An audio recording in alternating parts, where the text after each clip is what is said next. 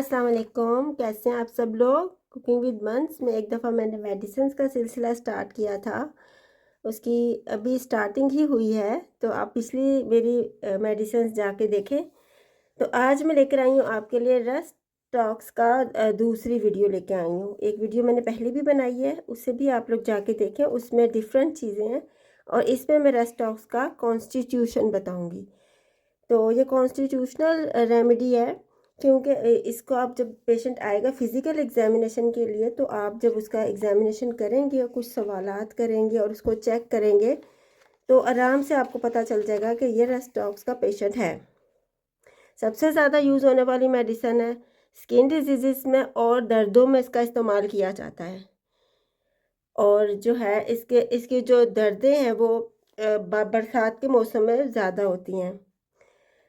और इसको मैं इस तरह बता सकती हूँ, जैसे घिटिया घिटिया घुटने घुटने को कहते हैं, मुझे पता नहीं मैं सही भी बोल रही हूँ कि नहीं। घिटिया का दर्द, सियाटिका और कमर दर्द के लिए इसका काफ़ी इस्तेमाल किया जाता है। सबसे ज़्यादा प्रिस्क्राइब होने वाली मेडिसन है। और इसके कॉन्स्टिट्यूशन को अगर मैं बताऊँ, तो बज़ाहिर आप पेशेंट को देखेंगे तो उदास होगा। वो कहेगा मेरा कोई भी काम करने का दिल नहीं चाहता, बहुत जल्दी चिड़चिड़ा हो जाता हूँ, थोड़ी थोड़ी बातों पे घर पे मुझे चिड़चिड़ा होने का होता है, मैं चिड़चिड़ा हो जाता हूँ। उदासी मुझे ऐसी होती है जो बरसात में बढ़ जाती है। तो आपको समझ आ जाएगी कि ये रस्ट टॉक्स का पेशेंट है, रस्ट टॉक्स की डायरेक्शन पे जा रहा है, इसका बारिश से तकलीफ़ें बढ़ रही हैं, ठीक है। और अगर आप उसकी ज़बान का एग्ज़ामिनेशन करेंगे तो उसकी ज़बान होगी लाल, ट्रायंगुलर होगी और ज़बान पे जो होंगे दांतों के निशान होंगे। अब आप लोग कह रहे होंगे तो कोनी ज़बान कैसी होती है। जब आप पेशेंट की ज़बान देखेंगे तो आपको समझ आ जाएगी कि इसकी ज़बान तकोनी है, रेड है और दांतों के निशान हैं। तो ये रस्ट टॉक्स की मेन सिम्टम है। और अगर आप उससे पूछेंगे कि बरसात में तुम्हारी तकलीफ़ात बढ़ती हैं, तो फिर आपको समझ आ जाएगी कि ये रस्ट टॉक्स का पेशेंट ही है। तो आप उसे आराम से यूज़ करवा सकते हैं।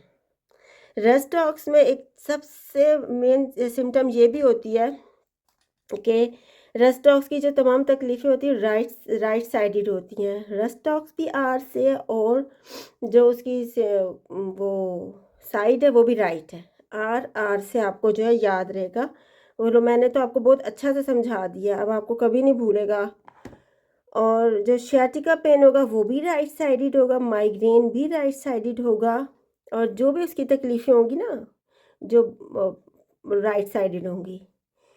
और जो उसकी जो स्किन होगी, स्किन में भी मैंने आपको बताया ना, ज़ुबान बता दी आपको, जो वो बोन्स का भी बता दिया मैंने आपको। और जो इसकी स्किन होगी वो उसमें छोटे छोटे से दाने होंगे, जैसे डिजीज़ होती हैं डर्मेटाइटिस, एक्जिमा, अर्टिकेरिया। जैसे पेशेंट को जब बारिश होगी तो उसको खारिश वो बारिश के साथ ही उसको खारिश शुरू हो जाएगी। जैसे ही शाम का टाइम होगा पेशेंट को खारिश शुरू हो जाएगी। तो अगर पेशेंट ख़ारिश के साथ आता है और ये कहता है कि जब ठंडक होती है, नमी होती है, तो मुझे ख़ारिश शुरू हो जाती है और उसमें वाटरी छोटे छोटे से पानी के दाने बनते हैं। ख़ारिश करेगा, ऐसे ख़ारिश करेगा तो उस जगह रेड निशान बन जाएंगे और उसको उसमें से वाटरी डिस्चार्ज होगा। लेकिन छीलने पे होगा, वैसे नहीं होगा, छीलने पे होगा। तो फिर आप उस पर कह सकते हैं कि ये रस्ट टॉक्स का पेशेंट है। लाल होंगे दाने, लाल होंगे और हल्के पानी वाले होंगे, हल्का फुल्का पानी होगा उनके अंदर। और सूखी खारिश होती है, सूखी खारिश होती है उनको। और अब मैं आपको इसका तरीका इस्तेमाल बता देती हूँ, कैसे इस्तेमाल करना है इसको। तो जी इसको इस्तेमाल करते हैं 30 CH में।